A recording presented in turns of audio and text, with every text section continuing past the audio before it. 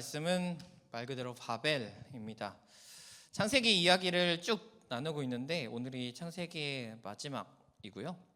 나중에 창세기 설교할 때가 돌아오면 뒤쪽에 있는 좀 인물들을 좀 나눌까 합니다. 우리가 4가지 사건을 쭉 살펴봤는데 뭐였죠?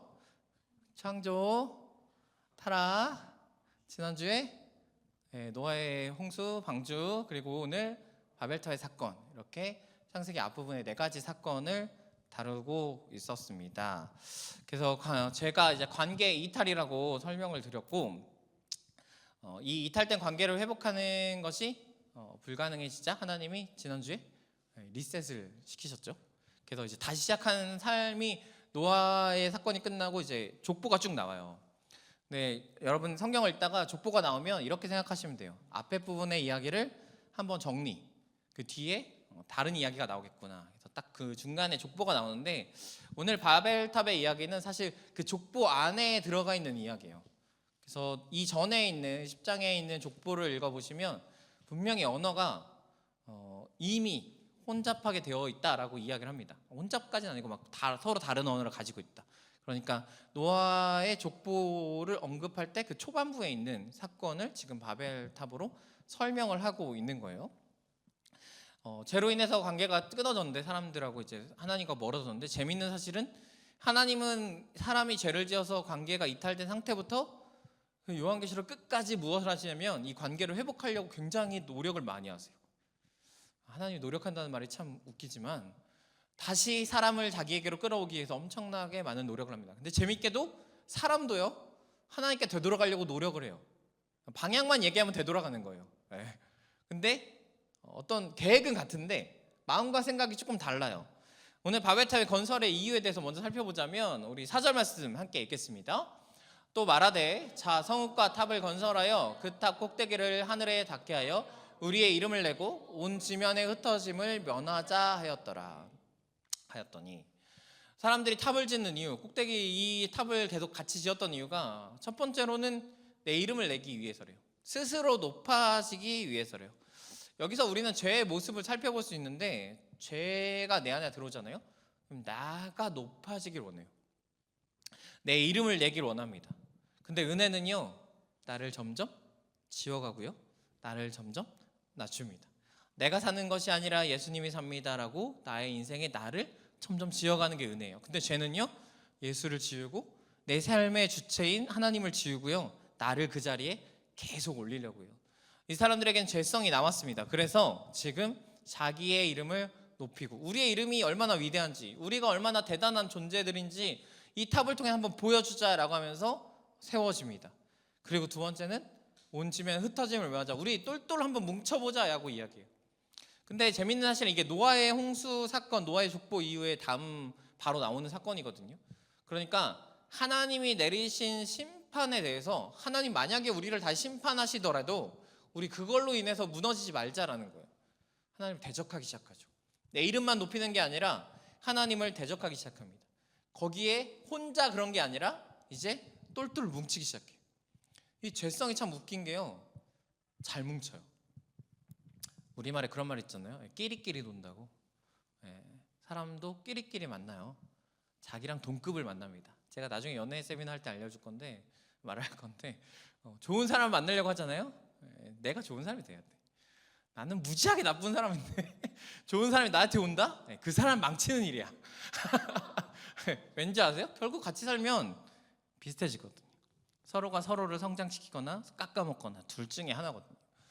죄를 가진 이들이 뭉치기 시작합니다. 재밌게도 우리 세상에서도요, 죄인들은 참 잘 뭉쳐요.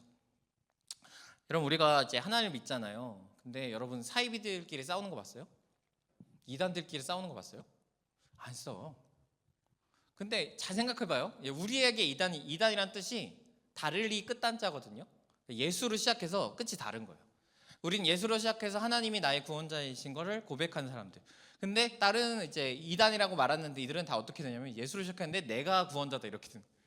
처음은 같아. 근데 끝이 달라. 근데 서로 끝이 다르면 우리는 다 이단이지만 그 이단끼리도 서로 다르잖아. 신이 여러 명일 수 없고 이쪽에서는 얘가 하나님이고 이쪽에서는 얘가 하나님이야.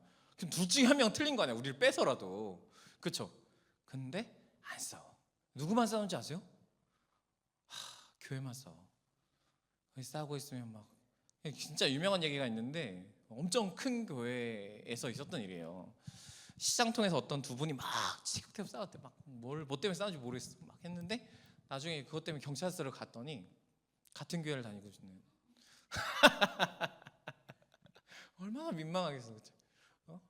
자기 뭐 숨길 수는 있지만 갔더니 원래 같은 교회를 다니는 교인, 서로 교인끼리 큰 교회니까 서로 몰랐던 거야. 그러니까 했는데 그런 일들이 일어납니다.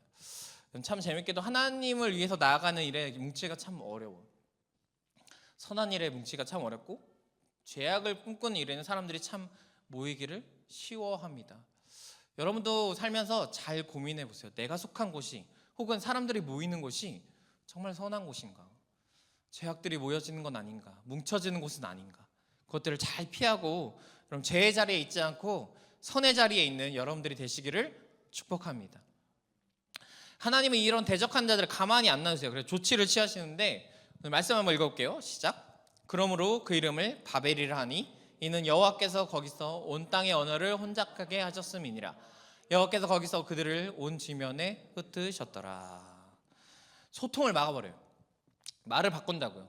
그러니까 저는 이 말씀을 볼 때보다 굉장히 분노에 차 있는 게 뭔지 아세요? 이것만 없었어도 우리가 해외여행을 얼마나 쉽게 가겠어, 그렇죠?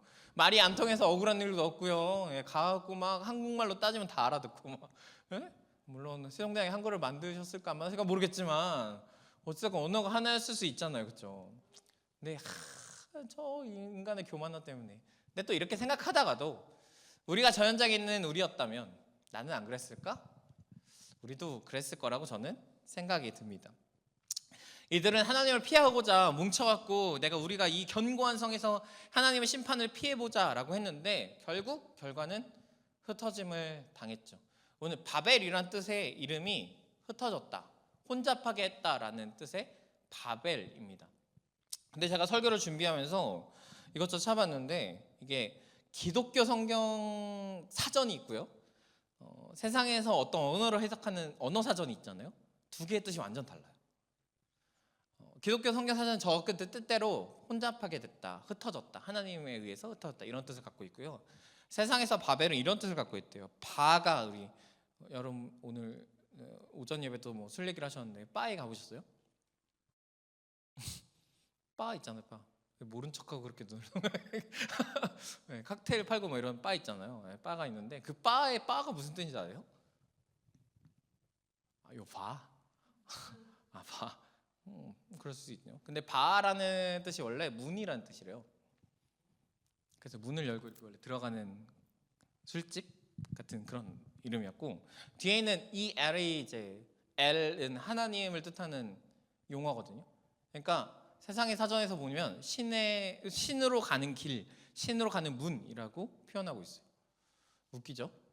전혀 다른 관점을 갖고 있는 거예요. 근데 실제로 이 바벨탑의 그 높이를 사람들이 이제 연구를 해본 결과 대부분 뭐라고 얘기하냐면 아파트 한 3층 정도 높이라고. 하나님께 닿아보자, 저 하늘 끝까지 가보자 막 했는데 결국 지은 게 한 11m. 우리가 지금 여기가 2층이잖아. 한 3층. 우리 2층 치고도 2층이야 3층이야. 우리는 1층이 저 아래 있고 숨겨진 1층이 하나 더 있고 막 이런데 이 정도 높이밖에 안 됐다는 거예요. 근데 세상에서는 이걸 우리는 신으로 가는 길을 만들었어, 문을 만들었어 이렇게 자랑하고 있는 거죠. 여러분 어떤 사건을 볼 때 우리가 하나님의 관점을 가져야 합니다. 우리는 세상에 살면서 알게 모르게 우리의 눈을 유혹하고 또 우리의 눈을 바꿔가는 것들이 있거든요. 그런데 하나님은 말씀하시는 거예요. 이거는 너희가 나에게 도달한 게 아니라 너희들이 흩어짐을 당한 거라고 분명하게 말씀하고 계세요. 사람이 하나님께 돌아가는 길이 사람이 하나님께 나아가서 우리가 저 하나님께 어떻게든 돌아가서 만나겠다라는 게 아니라 오히려 사람 스스로 하나님을 만날 수 없구나, 이 불가능을 느낀 게 바로 이 바벨탑의 사건입니다. 근데 문제는 이 바벨탑에 제가 얘기했죠, 하나님의 마음도 담겨져 있어요. 하나님이 이들을 만나러 오십니다. 어떻게 만나러 오면요, 오늘 말씀이 9절까지잖아요. 그러면 딱 반으로 나누면 어디에 걸리죠? 4.5 이러면 안 돼요? 우리 머리가 이렇게 수학적으로 하면 그냥 나누기 2 하면 되지, 그러는데 사람 막 4.5 이렇게 나눠버리면 안 됩니다. 앞에 4절, 뒤에 4절, 가운데 걸려 있는 게 5절 말씀입니다. 같이 한번 읽어볼게요. 시작. 여호와께서 사람들이 건설하는 그 성과 탑을 보려고 내려오시더라. 주님이 어떻게 해요? 내려오셨대요. 사람이 만나러 올라간 게 아니고 하나님이 내려오셨대요. 사람이 아무리 하나님을 만나고 노력하고 싸우고 뭘 해도 만날 수 없다는 거예요. 만나는 방법은 하나님이 찾아오시는 방법밖에 없다라는 것입니다. 여러분, 여러분의 삶에 하나님이 찾아오시는 은혜가 충만하기를 축복합니다. 우리가 뭘 해서 하나님이 찾아오시는 게 아니라 사실은 하나님이 임재하셔야만 우리가 하나님을 느낄 수 있는 그런 존재라는 것이죠. 오늘 저 내려오셨다라는 말을 딱 한 단어로 표현한 게 있는데 그게 뭐냐면 강림이에요. 하나님이 정말로 강림하신 거예요. 좀 느낌이 다르죠? 뭔가 천천히 내려오시는 것 같은데 그게 아니라 빡 강림하셨어요. 근데 이 바벨탑의 사건을 통해서 하나님이 강림하시자 어떤 일이 일어나냐면 언어가 흩어지게 됐죠. 심판이 일어났어요. 그런데 이 심판이 언제 회복이 되냐면요, 우리가 이제 굉장히 불쌍한 삶을 살고 있잖아요. 여러분 영어 공부 열심히 하고 계세요? 하세요. 합시다. 해봅시다. 우리 언젠가 영어 예배로 막 드리고 설교는 다른 사람이 했으면 좋겠지만 네, 요즘엔 영어를 진짜 열심히 해야 되잖아요. 뭐 어떤 사람의 말에 의하면 한국 사람들 영어를 공부할 필요가 없다. 왜? 모든 게 한국어로 번역되어 있어서 우리가 필요 없다. 뭐 이런 얘기를 하지만 사실 영어는 되게 중요한 문제인 것 같아요. 근데 성경의 사건을 볼 때 이 언어가 회복된 일이 있어요. 사도행전의 말씀인데요. 같이 한번 읽어볼게요. 우리가 다 우리의 각 언어로 하나님의 큰 일을 말함을 듣는도다 하고. 이 사건이 사도행전 2장에 흔히 말하는 오순절의 성령 강림 사건인데 오순절에 제자들이 모였습니다. 근데 그 사람들은 다 갈릴리 사람이었어요. 근데 저기는 지금 로마잖아요. 로마에 수많은 여러 사람들이 모여요. 저 앞부분의 이야기를 보면 어떤 민족들이 모였는데 막 설명하다가 이 사람들을 다 일일이 설명 못하니까 각 나라의 각 민족들이 많이 모였다 뭐 이렇게 그냥 왕창 묶여서 이야기를 합니다. 근데 그 사람들이 한 얘기가 뭐냐? 야, 저 사람들이 갈릴리 사람인데 저 사람들이 지금 말하는 게 우리 언어로 얘기하고 있어, 이렇게 얘기하는 거예요. 흔히 이제 보통은 뭐 방언이라고 얘기도 하고 하는데 저 사람들이 그냥 기도하는 거예요. 근데 성령이 오셔서 저 사람들의 기도 소리를 다른 사람에게 듣기 원하셔서 저 사람들은 그냥 자기 언어로 하는데 이게 중간에 번역이 되기 시작하는 거죠. 그래서 저 사람들 귀에 들리기 시작해요. 물론 언어가 하나로 된 것은 아니에요.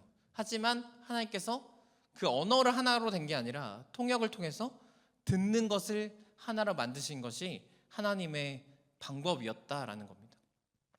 그러니까 죄로 인해서 흩어진 게 성령으로 통해서 하나 되었다라는 것이죠. 저는 오늘 이 바벨탑 사건을 통해 강림에 대한 이야기를 좀 생각해 보고 싶은데, 바벨탑 사건에서의 강림은 심판이었어요. 그렇죠? 주님이 오셨는데 그 기쁨이 아니라 이들에게 오히려 흩어지고 언어가 혼잡게 되고, 그들도 결국 소통하려면 저 사람의 언어를 배워야 되는데 지금보다 더 힘들었겠죠. 그러니까 서로 소통이 안 되고 이런 상황 가운데 있었습니다. 시간이 흘러서 하나님께서 한 번 더 강림하시는 사건이 일어나는데 바로 사도행전이에요. 이때의 강림은 하나님께서 다시 하나 되게 만드신 축복의 사건이 일어나게 되죠.